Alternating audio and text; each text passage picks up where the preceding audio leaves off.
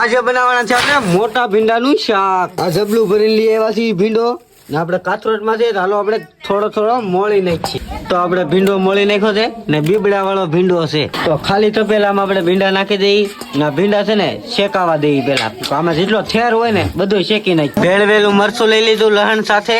તો ભીંડા થઈ ગયા છે આપણે તૈયાર ને બધું છે ને શેકાઈ ગયો છે. એનો રસ આવે ને બધો. પછી પેલા નાખીએ આપણે નિમક નાખી દીધું. 2 મિનિટ વેટ કરવાની. પછી નાખવાનું તેલ નાખીને હલાવી નાખવાનું. હલાવો ને એટલે આવો અવાજ આવે. એની મલ પર નાખ્યું પીળી હળદર. હવે નાખ્યું વઘાણી મરચું. ફરીથી તેલ નાખીને હલાવવાનું છે ઘડીક વાર ને તેલમાં છેડવાનું છે. આમાં પાણી અત્યારે નથી નાખવાનું. તો હવે તેલમાં સડી ગયું છે. તો હવે પાણી નાખવાનું છે રસાવાળું કરવા માટે. પાણી એટલું નાખવાનું છે એટલા ભીંડા બુડે ને એટલું જ પાણી નાખવાનું છે. ભીંડાનું શાક હોય ને આપણે ટમેટું નું નાખીએ એમ તો હાલે જ નહીં. તો આપણે મોળવા મળ્યા છીએ.